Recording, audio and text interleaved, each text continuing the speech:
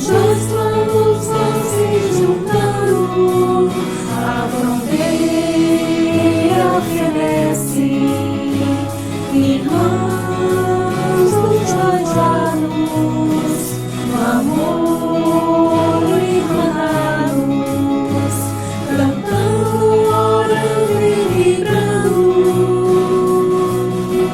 na hora da prece. Agora o convite conosco e vestimos vocês deste ambiente arrebatado. Luz está indo engasgada, anunciando a presença de Deus. Esqueça a tristeza, o cansaço, a dureza da vida. Venha no ar do seu canto, uma estrofe ao irmão que mais sofre na escola da vida. Agora o convite conosco e vestimos vocês deste ambiente arrebatado. Luz está engraçada, anunciando a presença de Deus, anunciando a presença de Deus.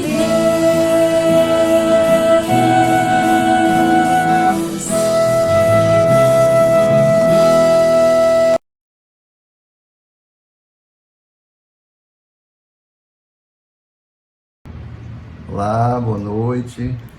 É imensa satisfação estar com vocês aqui na hora da prece. Estou aqui para fazer a abertura da palestra, do quinto domingo do mês de agosto, dia 29 de agosto de 2021. Então vou ler uma mensagem, em seguida eu faço a prece inicial, tá bom? A mensagem é do livro Pão Nosso, um livro de Emmanuel, da psicografia de Francisco Cândido Xavier, a mensagem número 4, antes de servir.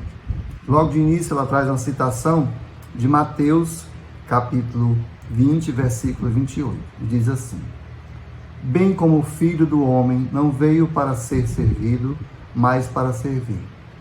Essa é uma fala de Jesus. E qual é a reflexão que Emmanuel nos traz? Em companhia do espírito de serviço, estaremos sempre bem guardados.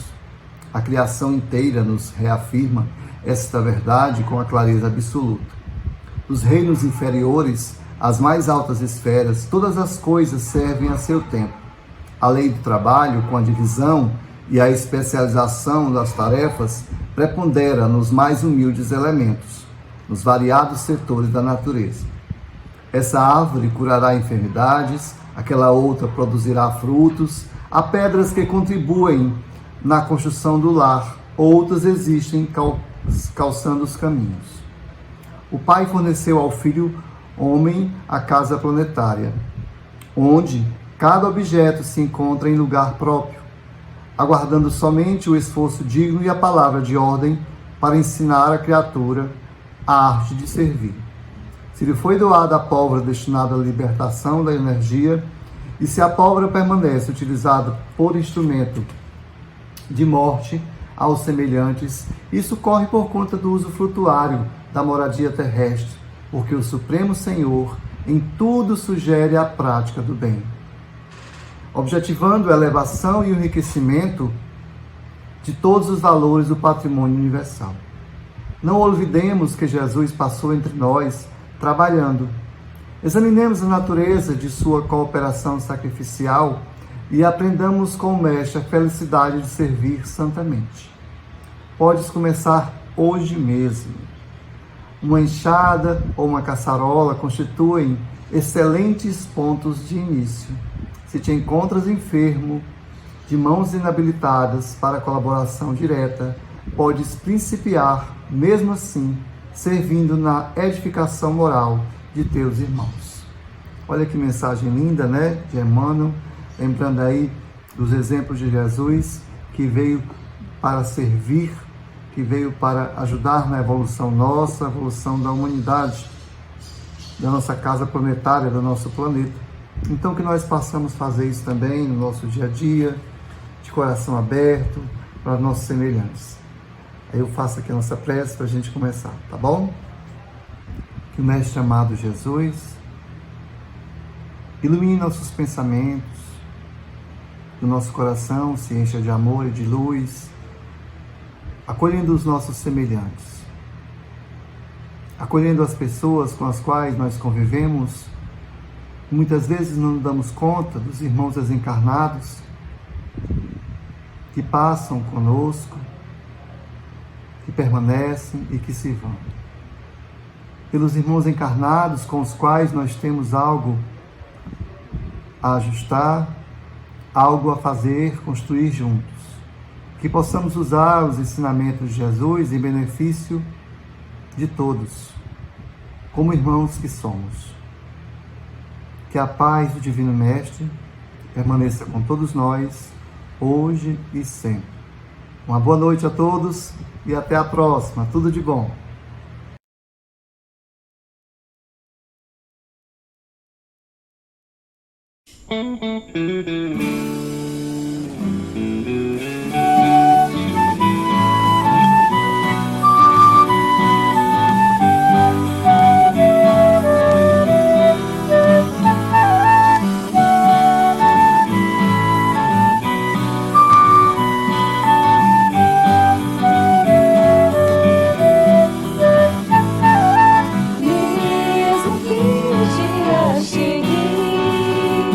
Trazendo nuvens de gás, descalante da certeza, e lá de cima vê como é pequeno passageiro. É assim que se exercita para a vida imortal. Que hoje é tão difícil, amanhã será conquista, amanhã será conquista, amanhã será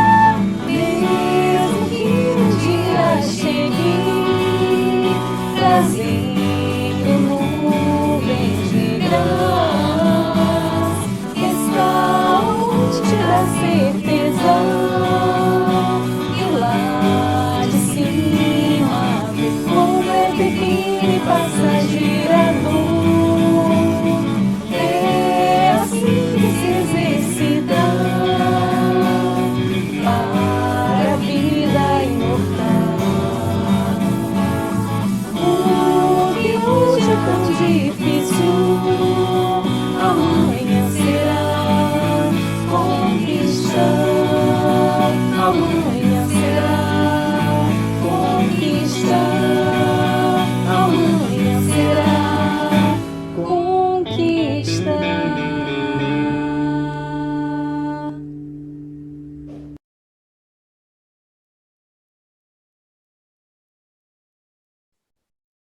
Saudações fraternais a todos e a todas.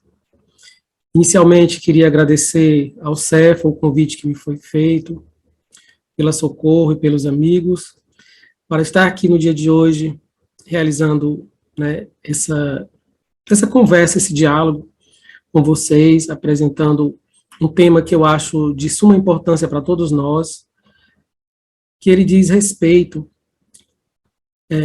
muito ao que está lá em João, capítulo 14, versículo 1, onde ele fala: por que está turvo o vosso coração?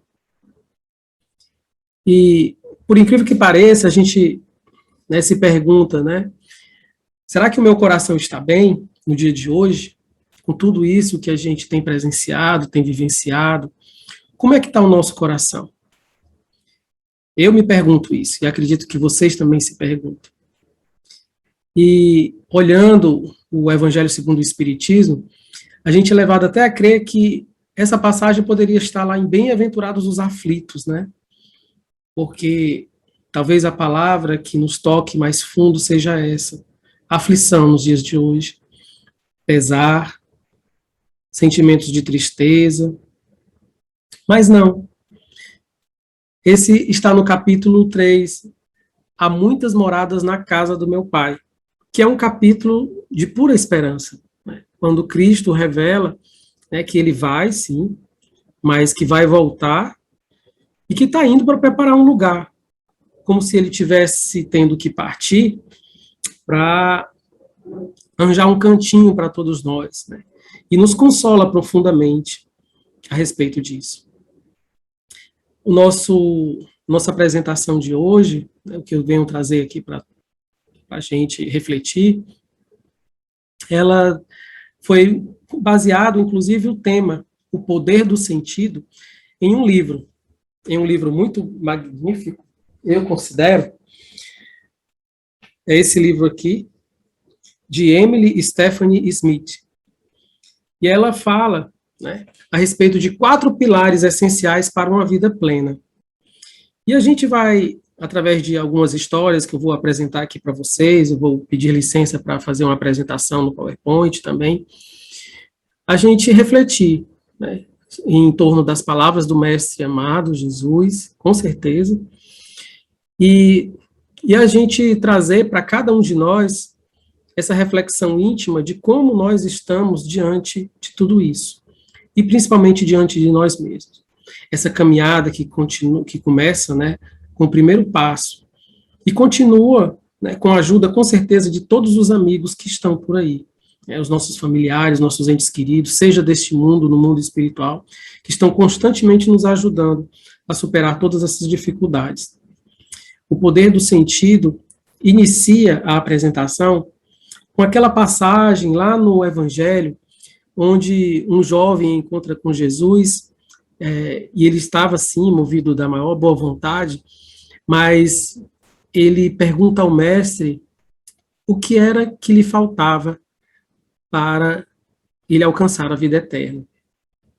Eu vou fazer uma leiturazinha breve, que está lá em Mateus, o jovem rico, e diz assim: eis que alguém, aproximando-se dele, lhe disse: mestre, que farei de bom para que tenha vida eterna? Ele, porém, lhe disse: o que me perguntas acerca do bom? Um só é o bom. Se queres entrar na vida eterna, observa os mandamentos. Diz-lhe quais? O jovem pergunta a Jesus. E Jesus disse: não matarás, não adulterarás, não roubarás, não prestarás falso testemunho, honra pai e mãe, amarás o teu próximo como a ti mesmo. O jovem lhe diz: guardei todas estas coisas. E aí, olha só o que chama a atenção. Que falta ainda?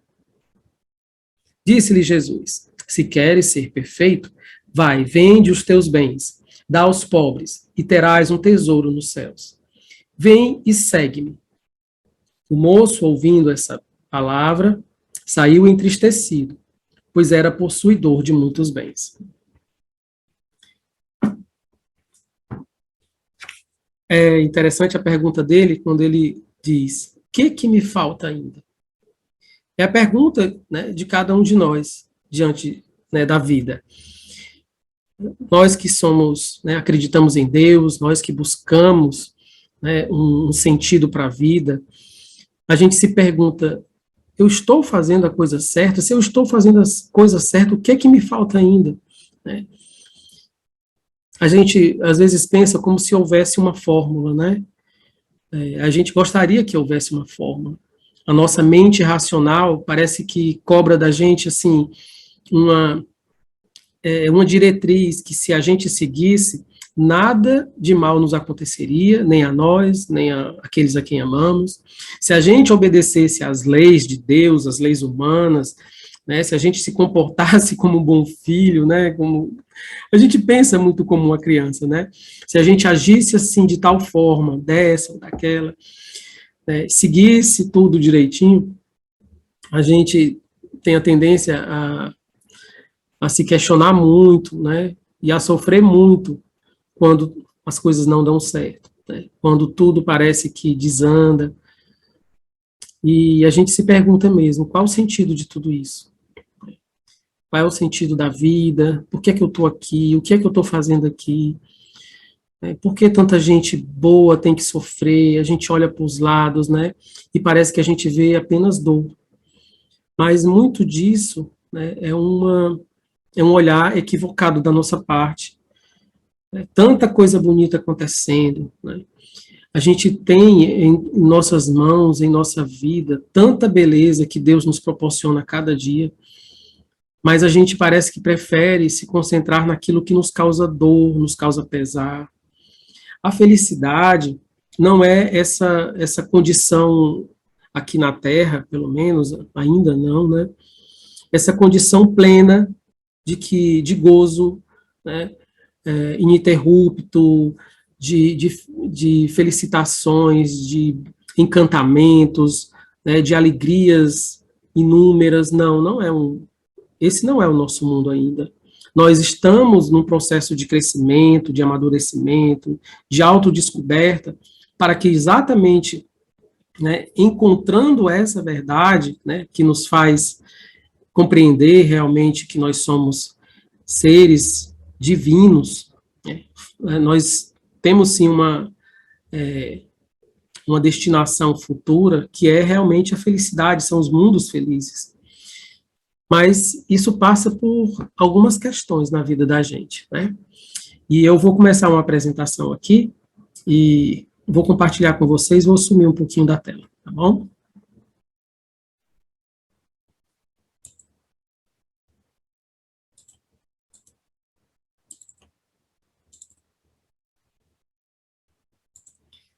Então, é o nosso tema, né? O poder do sentido. Lá em Mateus, a leitura que eu fiz, e o que nos chama a atenção aqui. Disse-lhe o jovem: tenho cumprido tudo isto. Que me falta ainda? Disse-lhe Jesus: se queres ser perfeito, vai, vende tudo o que possuis, dá o dinheiro aos pobres e terás um tesouro nos céus. Depois vem e segue.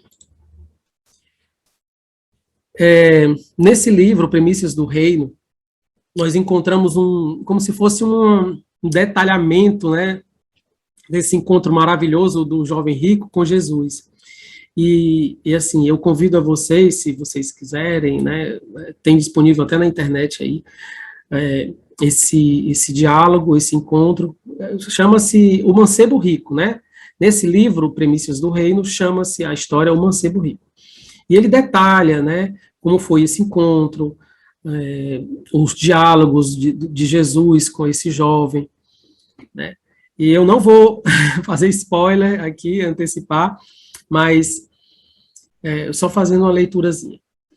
Disse-lhe o jovem, né, que negou o convite de Jesus: não posso seguir-te agora, perdoa-me se me amas. O mestre sentou-se e encheu-se de profundo sofrimento. Assim o encontraram os discípulos. Interrogado, respondeu: quão dificilmente entrarão no reino dos céus os que têm riquezas. E Jesus falava naquele momento do apego, né, de como é forte a nossa condição ainda desse bem-querer a matéria, aquilo que apodrece, aquilo que, sabe, que não tem valor algum no mundo espiritual. Ainda é, sim, ignorância que trazemos dentro de nós, mas a tendência é que, aos poucos, né, esse nosso amadurecimento, né, mesmo o nosso processo de dor, que ela nos visita constantemente, seja diretamente em nosso corpo físico, ou seja, até no nosso, né, corpo psíquico, emocional, ou de um ente querido, porque nós também sofremos por aqueles que amamos, quando os vemos sofrer. Então, essa dor vem e nos dilacera de tal forma que parece que ela nos coloca, né, naquele verdadeiro lugar que a gente precisa estar muitas vezes, que é um lugar de reflexão, um lugar da gente se deparar com as nossas verdades, né? E uma delas, é muito bom a gente fazer esse exercício, ela sempre vem pelos questionamentos, né? Do tipo, eu, por exemplo, acredito em Deus, vocês acreditam em Deus. E a pergunta seria, nós que acreditamos em Deus, você confia em Deus? Se Deus te fizer essa pergunta, você confia em mim? O que é que você, eu, qualquer um de nós aqui, diríamos para Deus nesse momento? Fica a questão, né? Então, as perguntas, por exemplo, poderiam ser essas, que nós fazemos, que nós devemos fazer na nossa vida. Quando a gente se encontra diante de tanta dúvida, às vezes de tanto pesar, né, se perguntando se está fazendo a coisa certa, em que acreditas? Em que você acredita? Você é materialista? Você é espiritualista? Você acredita em Deus? Você acredita em algum ser superior?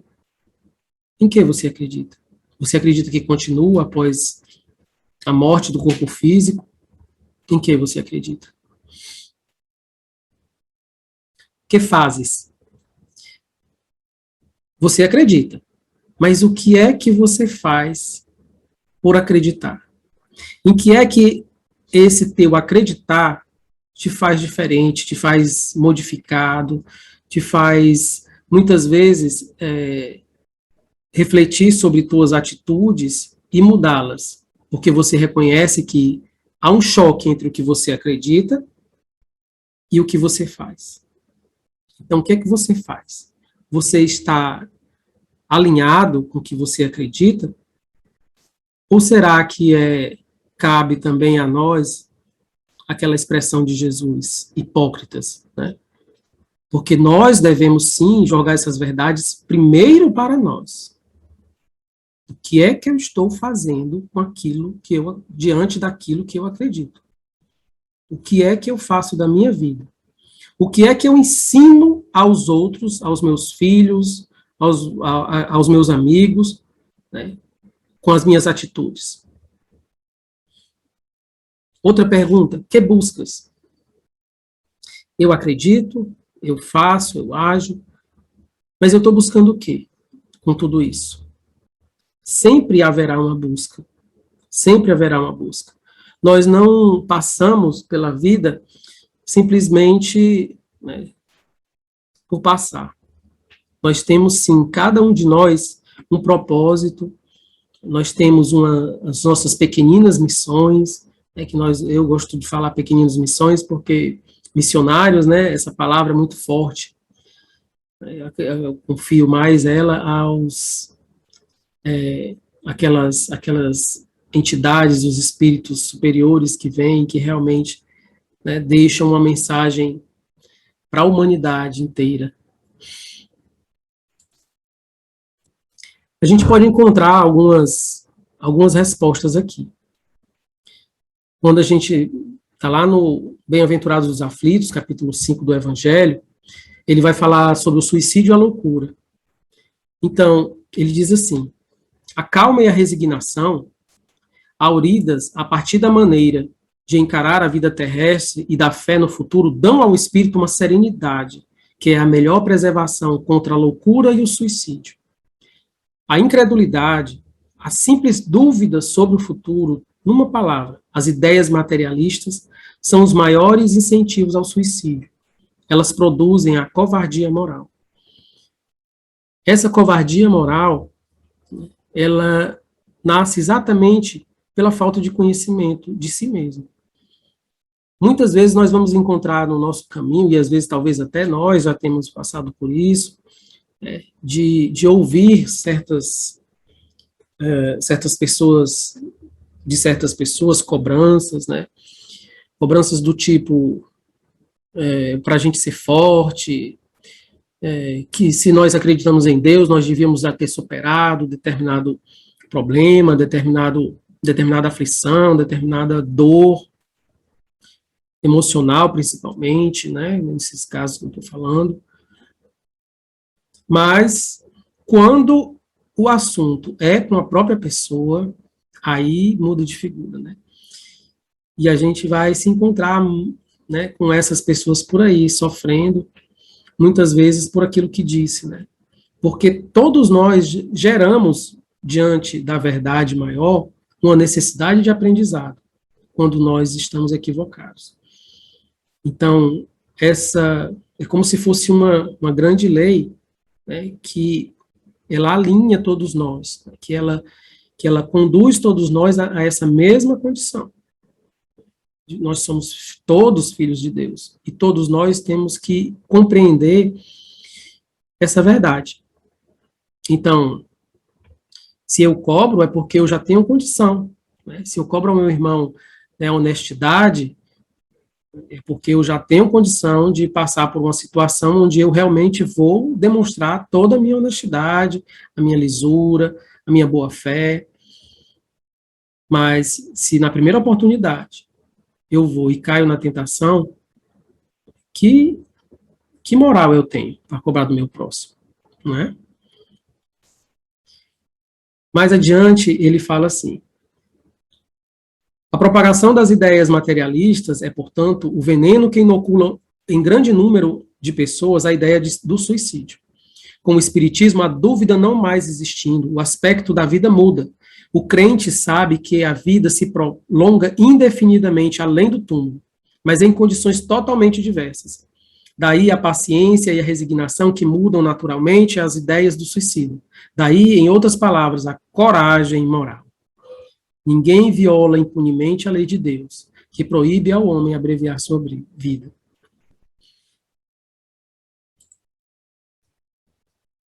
Bem e mal sofrer, ainda no capítulo de Bem-aventurados os aflitos. Infelizmente, poucos sofrem bem. Poucos compreendem que somente as provas bem suportadas podem conduzir-nos ao reino de Deus. O desânimo é uma falta. Deus recusa-vos consolo se vos falta coragem. É preciso que ela, a prece, seja apoiada sobre uma fé viva na bondade de Deus. Está vendo a questão do em que acreditas? Filho, você confia em mim? A frase bem-aventurados os aflitos pode então ser traduzida da seguinte forma: bem-aventurados os que têm a ocasião de provar sua fé, sua firmeza, sua perseverança e sua submissão à vontade de Deus, pois eles terão centuplicada a alegria que lhes falta na terra.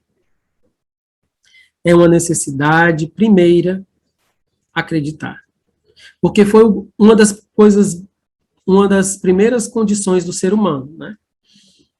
Ele reconhecer que havia uma inteligência superior, atribuía aos efeitos da natureza a uma força maior. Então, como é que hoje, né, se nos primórdios o ser humano vem desenvolvendo isso dentro de si, a doutrina espírita, o livro dos Espíritos já diz que nós trazemos esse germe em cada um de nós, né, da crença em Deus. Como é que nós destruímos ela conscientemente, que é o que vem acontecendo no mundo com as ideias materialistas?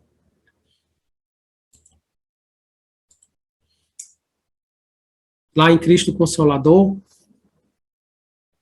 nós temos o jugo leve, quando ele fala assim: todos os sofrimentos, misérias, decepções, dores físicas, perdas de entes queridos encontram consolo na fé no futuro, na confiança na justiça de Deus, que o Cristo veio ensinar aos homens. Caso contrário, sobre aquele que nada espera após esta vida, ou que duvida simplesmente, as aflições são muito mais pesadas e nenhuma esperança vem abrandar a amargura. Fiquem imaginando agora, né, aquelas mães que aguardavam com tanta ansiedade, né, as cartas consoladoras de Chico Xavier. elas, por mais que acreditassem em Deus, e elas estavam ali porque acreditavam sim, mas elas queriam também fazer parte daquelas mães consoladas. Elas queriam, não era porque elas não acreditassem, elas acreditavam sim em Deus, mas elas queriam algo mais. Elas queriam pôr um fim àquela dor, sabe, que não era porque elas não acreditassem que o filho talvez não tivesse bem, mas havia ainda aquela necessidade, como há em cada um de nós, né? E é uma dor tão imensa para quem é pai ou mãe que perde um ente, um filho, que só passando para saber realmente é muito profunda a dor. Mas essa certeza de que a providência é divina, de que essa misericórdia é para todos, ela é consoladora, muito consoladora. E é o que nos ajuda a continuar, né? Muitas vezes. E mães que receberam essas cartas de seus filhos, né, encontraram paz em seus corações, né? Porque ouviram de novo nas letras ali escritas pelo Chico Xavier, seus filhos. Em Consolador, o Cristo Consolador, ele fala assim: o Espiritismo lhe dá uma fé inabalável no futuro, e a dúvida pungente não atormenta mais sua alma. A perspectiva da felicidade que o espera lhe dá a paciência, a resignação e a coragem para ir até o fim do caminho. Conhecimento das coisas que faz com que o homem saiba de onde vem, para onde vai e por que motivo está na Terra. Evocação dos verdadeiros princípios da lei de Deus e consolação pela fé e esperança. Então, o Espiritismo, ele consegue trazer para cada um de nós que abraçou a doutrina espírita essa certeza. E, assim, uma das coisas mais belas que está nos livros de Kardec, que a gente encontra, por exemplo, lá no frontispício do Evangelho segundo o Espiritismo, é aquela que diz assim: fé inabalável somente aquela que é capaz de encarar a razão, face a face, em todas as épocas da humanidade. Olha, essa fé inabalável é maravilhosa, porque é exatamente isso. Não, porque é a verdade. Não existe a verdade desse ano, dessa década, não, é a verdade, e ela é absoluta, ela é plena, porque a verdade reside em Deus, porque Deus é a verdade. Então ela não muda, ela é inalterável. E quando a gente tem essa fé em algo que ultrapassa tudo isso, todo o tempo, toda essa existência nossa, tudo que existe aqui nesse mundo conhecido, então sim, ela é inabalável, ela é forte, ela é duradoura, ela é reconfortante. Lá na paciência, né, bem-aventurados os nossos pacíficos, temos também: o fardo parece menos pesado quando se olha para o alto do que quando se curva a fronte para a terra. Coragem, amigos, o Cristo é vosso modelo. Ele sofreu mais que cada um de vós, e nada tinha a se repreender, enquanto que vós tendes vosso passado a espiar e a vos fortalecer para o futuro. Sede, pois, pacientes, sede cristãos. Esta palavra encerra tudo. Confiar, né? A coragem que ele nos fala, né? É essa confiança.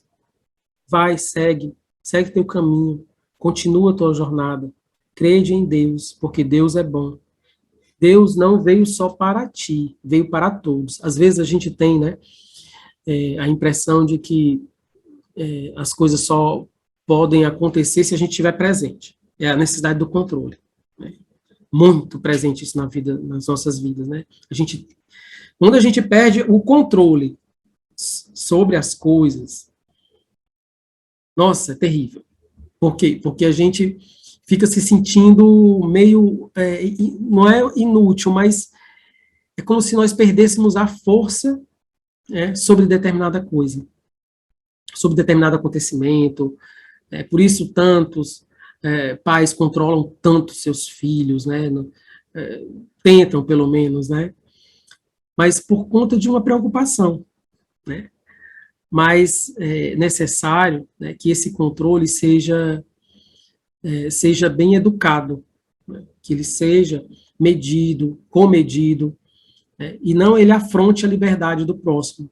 Porque quando ele afronta essa liberdade, esse direito do outro de fazer aquilo também que ele tem uma vocação, ele busca também essa busca, todos nós vamos em direção a essa busca que é individual e que somente aquela pessoa vai conseguir compreender e encontrar sentido, né, quando se deparar na sua jornada, ela precisa ser livre.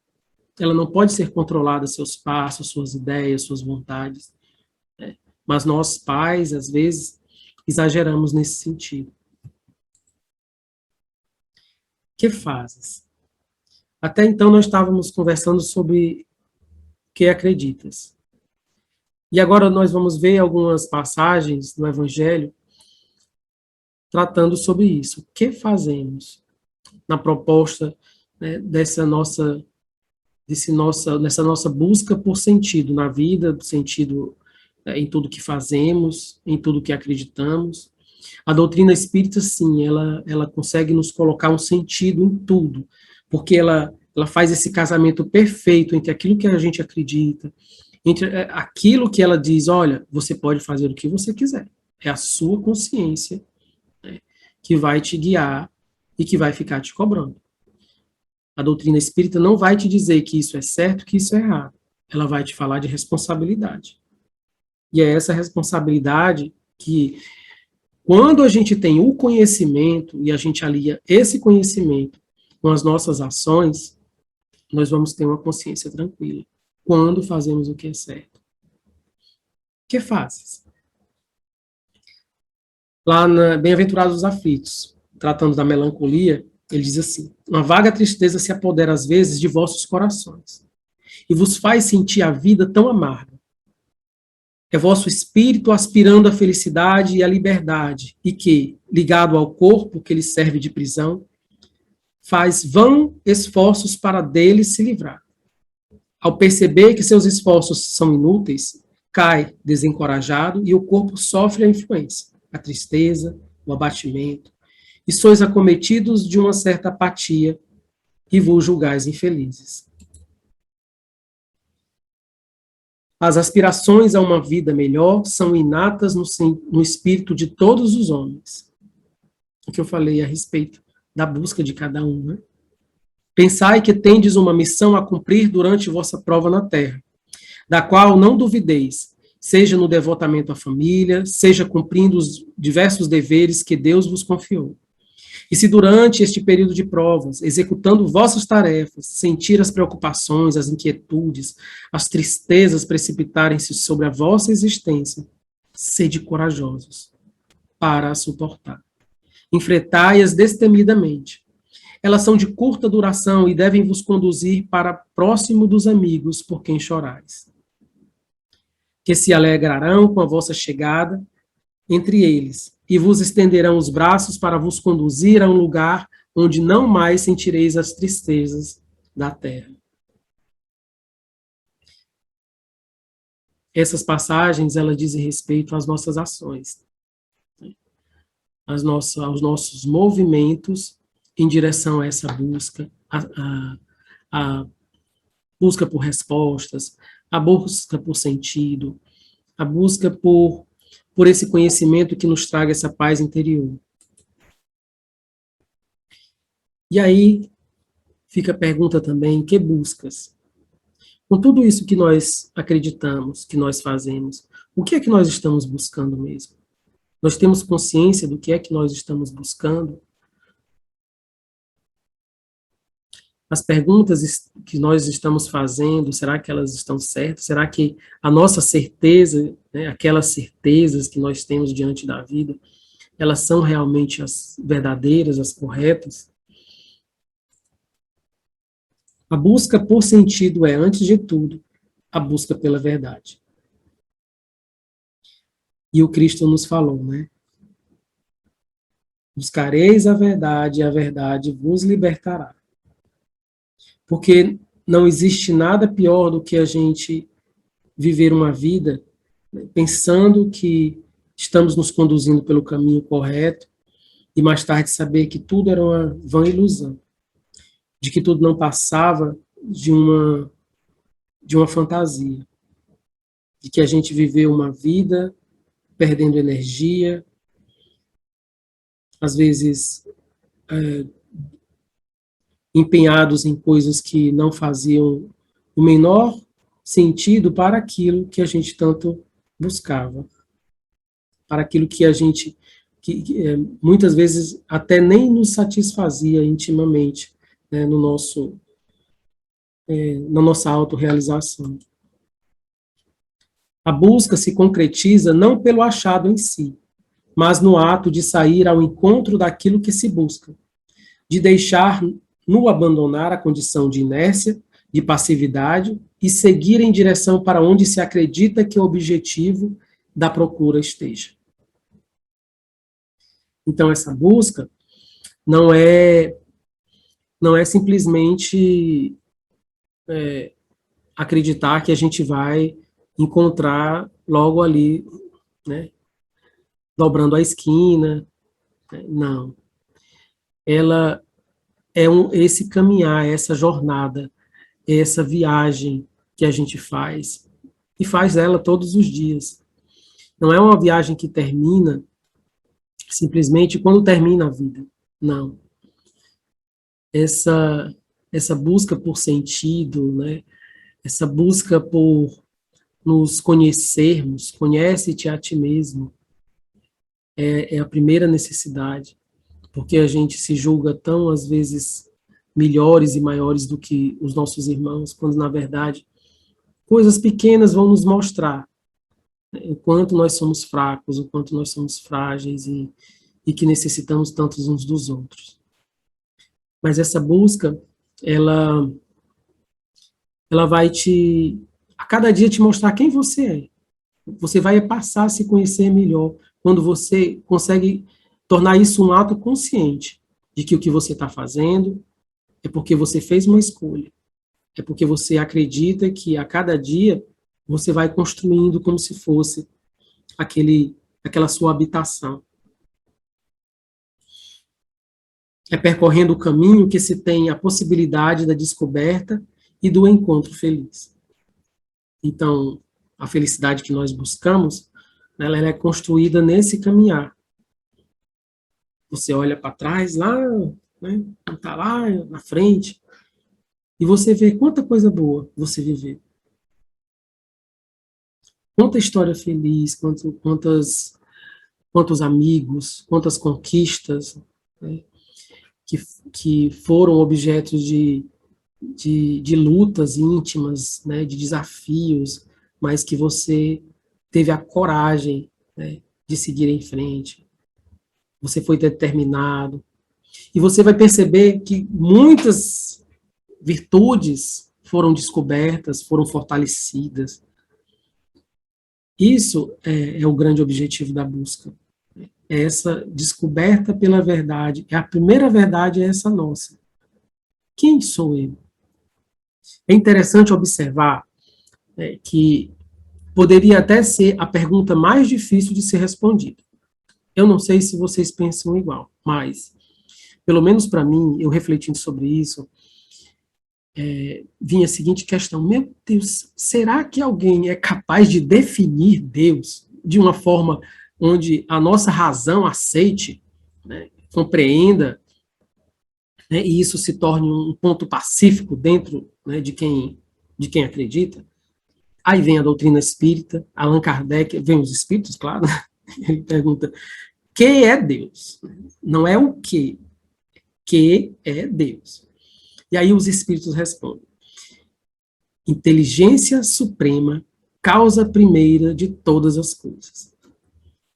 Aí você fica: meu Deus, que fantástico. Que fantástico. Inteligência suprema, causa primeira de todas as coisas.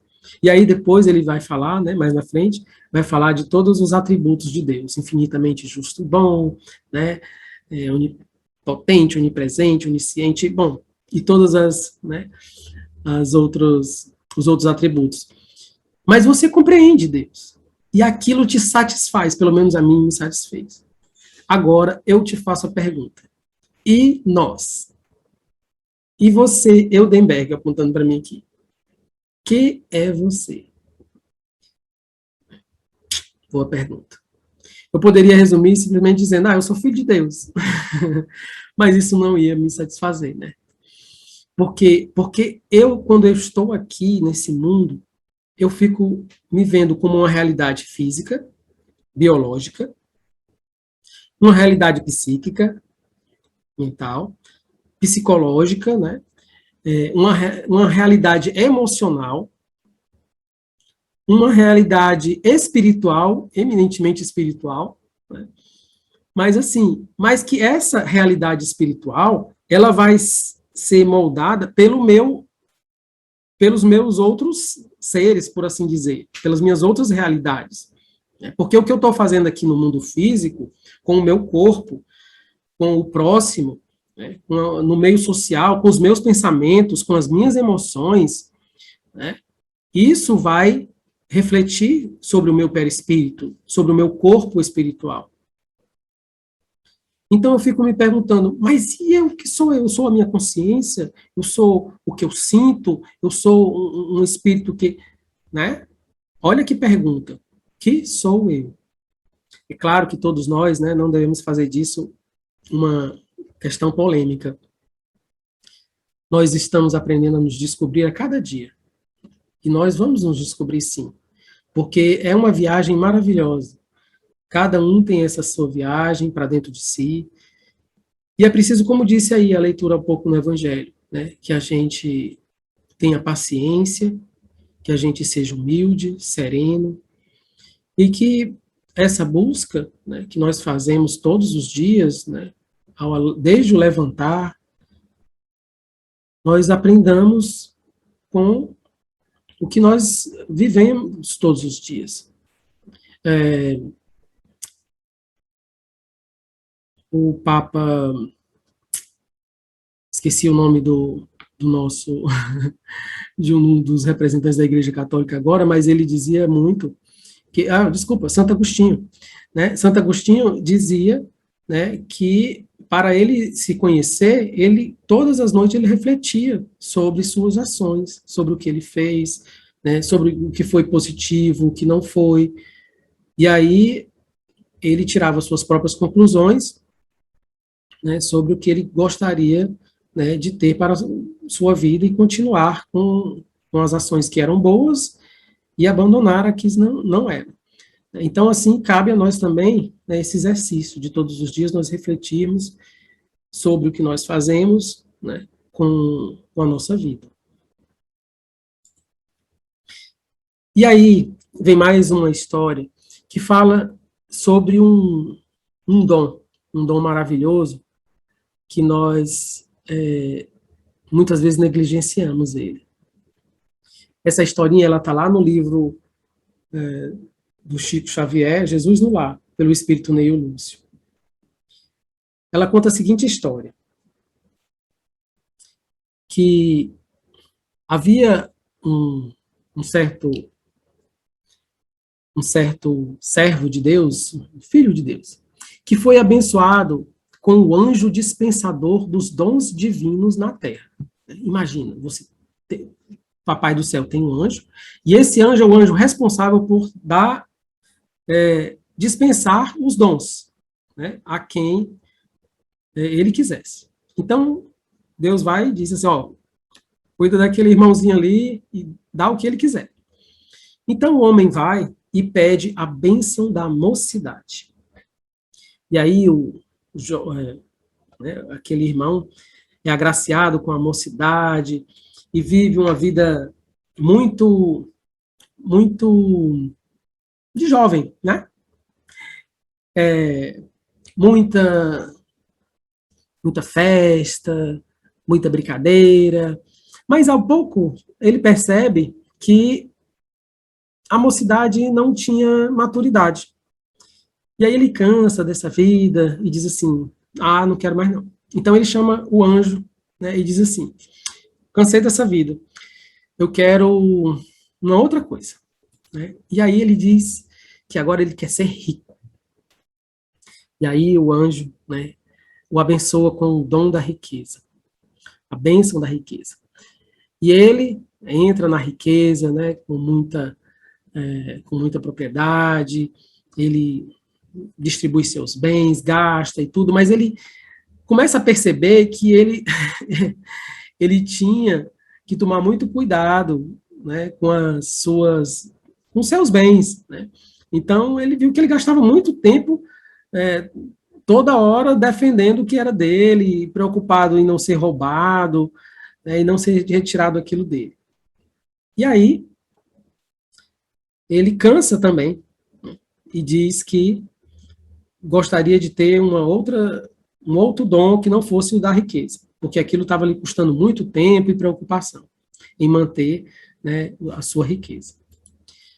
Então, ele é agraciado com a liberdade. E a liberdade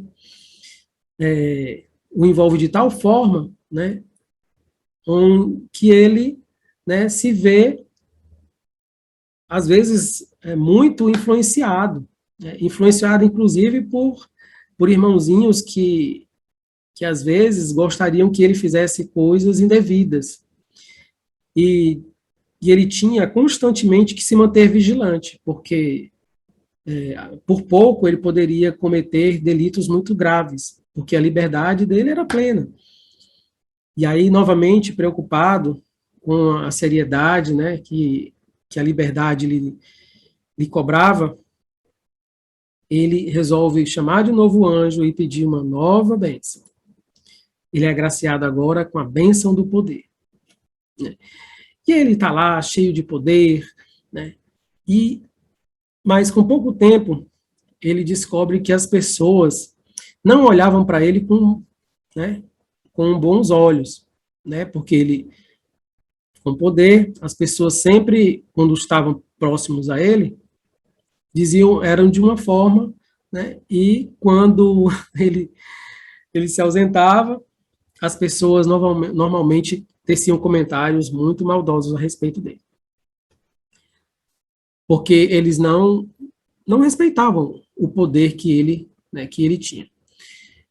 Então ele novamente se arrepende, né, diz que não está feliz com esse poder, essa autoridade, e pede uma nova bênção. E a bênção que ele vem é da inteligência. Então, cercado de inteligência, abençoado com a inteligência, ele, né, começa a buscar desenvolver a sociedade que ele está. Né?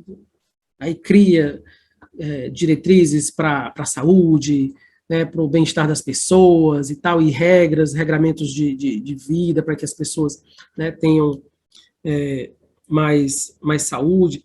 Só que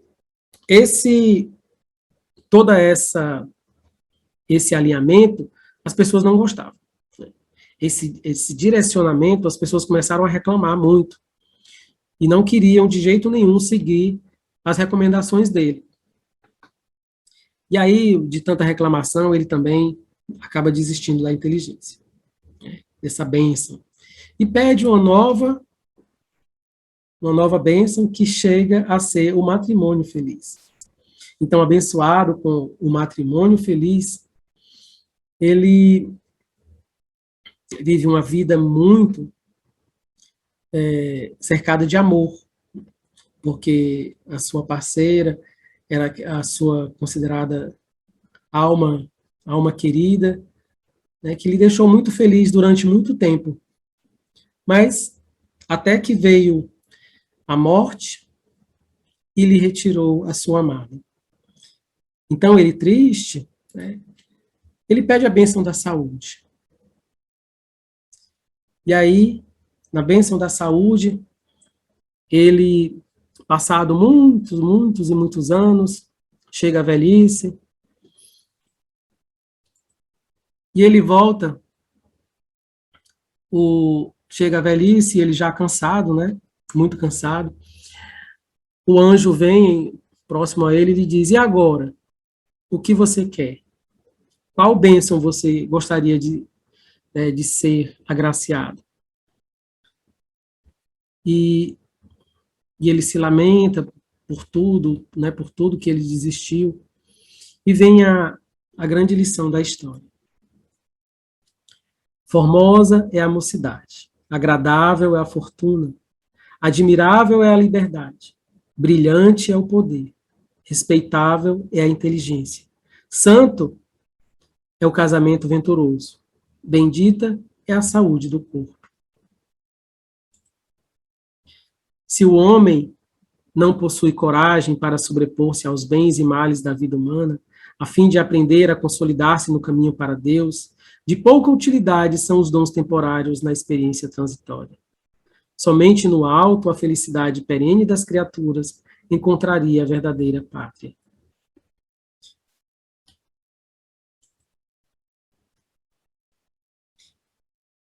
Aqui é o último pensamento que eu trago para vocês, para a gente refletir. No Livro dos Espíritos, na questão 919.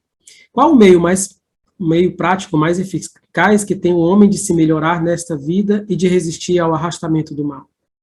Um sábio da antiguidade vos disse: conhece-te a ti mesmo.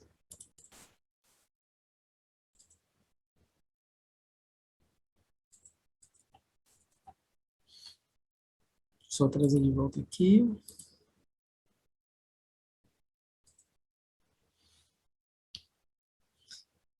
A respeito dessa última leitura, do dom esquecido, é mais ou menos o que nós fazemos diante das nossas buscas. Às vezes é por ela ser uma busca, uma viagem tão difícil, tão cheia de curvas, tão cheia de cruzamentos, tantos caminhos diferentes, tantas escolhas a serem feitas. E principalmente diante, às vezes, de dor, a gente acaba desistindo. E a gente desiste de muitas e muitas coisas. E todos os dias a gente acaba desistindo um pouquinho, mas retoma, né? Assim como aquele homem que era revestido de tantas bênçãos, nós também somos constantemente, todos os dias, revestidos de inúmeras bênçãos que Deus nos agracia. É difícil a vida na Terra, porque exatamente nós ainda não conhecemos esse verdadeiro prazer que nós esquecemos lá do mundo espiritual. Às vezes uma saudade de voltar para lá, né? Às vezes uma vontade de que tudo volte a ser como era, principalmente quando a gente pensa na nossa infância, com os nossos pais. Mas desistir, deixarmos que a coragem, né, nos fuja, é uma proposta que não deveria ser abraçada de forma alguma.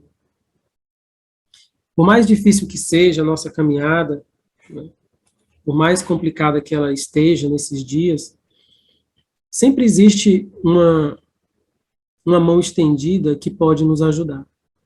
Sempre existe um lugar onde se pode ir e encontrar uma palavra amiga, encontrar, às vezes, num livro, né, às vezes na natureza, mas a gente esquece demais de que nós estamos cercados, né, assim como ele tinha o anjo dispensador dos bens, nós estamos cercados de entes espirituais que nos acompanham a jornada, que nos acompanham a nossa vida. E nós nos esquecemos completamente.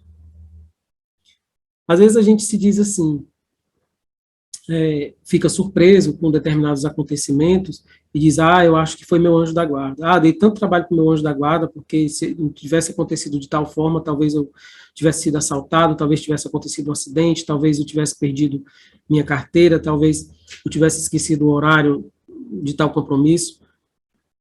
E a gente diz isso de forma natural, mas quando é na hora de viver realmente aquilo que a gente fala às vezes de brincadeira, nós esquecemos deles. Nós esquecemos que Deus está conosco. Nós esquecemos de dizer para Deus: Deus, eu confio em Ti. Eu me entrego em Tuas mãos. Eu quero que seja feita a Tua vontade, meu Pai, hoje e sempre.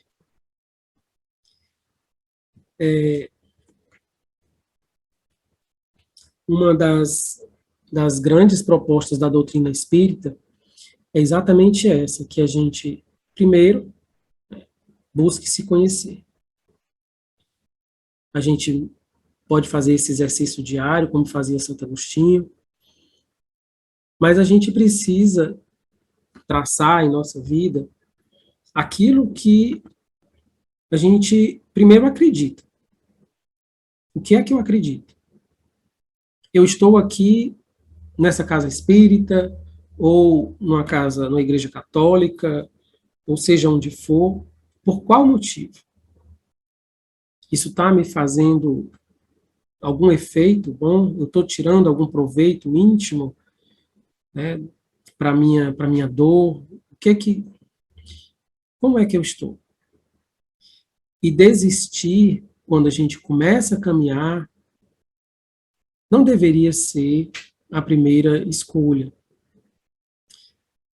Quando o anjo diz e fala para aquele homem a respeito da coragem, será que a gente não está exatamente com essa falta de coragem na nossa vida quando a gente desiste, né, desse olhar para dentro, desse olhar desafiador diante do que está nos acontecendo, do que está doendo em nós, do que está machucando? Esse olhar para dentro de nós é o que nos faz nos descobrir. Então, pode ser a bênção que for, Deus vai nos agraciar com aquilo que pedirmos. Batei e abre-se-vos-á. Pedi e vos será dado. Mas a gente não pode, né, e ainda não esquecendo, buscar e achareis. Né? Vamos continuar buscando, sim, porque essa busca, ela vai nos conduzir cada vez mais a saber quem eu sou. Porque o Pai, nós acreditamos que ele seja esse puro amor, essa inteligência suprema, causa primeiro de tudo isso que existe ao nosso redor, inclusive a nós mesmos. Mas essa busca depende de nós. Ela tem que ser, sim, com coragem. Ela é desafiadora, mas mais tarde, no futuro, muito próximo, nós vamos, sim, nós sempre olhamos assim para trás, né? Porque faz parte da nossa reflexão, da nossa necessidade de ver o que foi construído, o que foi erguido. Será que fizemos direito? Será que não saiu torto? Né? É claro que, como disse o Cristo, né? Aquele que pega na charrua, né, não olha para trás. Ele não desiste. Né? Ele não se lamenta pelo que passou. A charrua é aquele instrumentozinho lá que era só como se fosse uma foicezinha, né? E se o cara olhar para trás, ele desalinha tudo, sai tudo torto, né? Então, é abraçar, sim, esse compromisso que nós assumimos, nós que acreditamos, abraçar esse compromisso que nós assumimos antes de reencarnar, e que também nós, às vezes, abandonamos. Tudo passa por isso, né, gente? A gente abandona, de repente, essa certeza, essa nossa primeira certeza, essa crença íntima que nós temos, que nos explica tanto. E ela nos trouxe paz, pelo menos a mim me trouxe paz. Por que eu duvido tanto? Por que às vezes eu me pego ainda no mesmo ciclo, né, de questionamentos, de dor, de pesar, se eu já sei, se eu já acredito. Às vezes é preciso deixar que essa consciência nos conduza, assim, essa certeza nos conduza, para que a gente não se envolva em sentimentalismo, numa falsa, numa condição de vitimismo também, que isso nos prejudica muito. É encarar, sim, mas encarar de cabeça erguida e tendo a certeza de que Deus nos ama. Então é isso, queria agradecer a todos essa oportunidade. Fica essa mensagem que eu gostaria de deixar a todos vocês. Eu vou de novo falar desse livro aqui, que eu estou terminando de ler, mas é muito bom, O Poder do Sentido, Emily Stephanie Smith, Os 4 Pilares Essenciais para uma Vida Plena. Ele conta muitas histórias, fala a respeito da busca por sentido, né, e quando ela vai narrando tudo isso, tem várias histórias que são contadas durante, né, o decorrer do livro. Muito obrigado novamente. Peço a Deus que abençoe a cada um de nós, na nossa busca íntima, nessa certeza de que nós estamos, sim, no caminho certo, porque nós já evoluímos. Nós já superamos, passamos por diversos caminhos, e a certeza é uma só, né? De que Deus é o nosso Pai, de que está aqui olhando por cada um de nós. Não nos impressionemos com as coisas que estão no mundo, porque as aflições, elas são necessárias, elas, né, essa faz parte do renascimento mesmo de cada um, da humanidade em si, para a humanidade olhar para aquilo que realmente ela foi feita. Somos seres espirituais.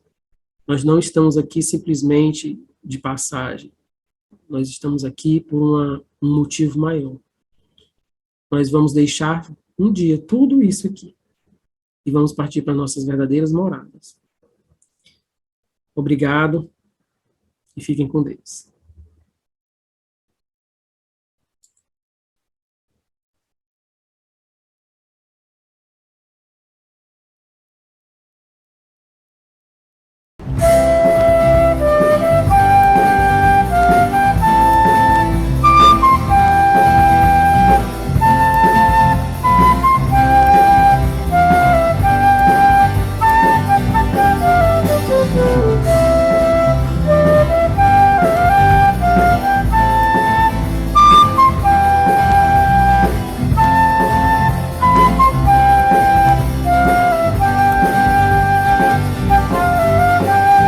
Voa pensamento, voa pelo universo infinito, vê que bonito o sol brilha no céu, e descobre a vida, enxergando Deus em todo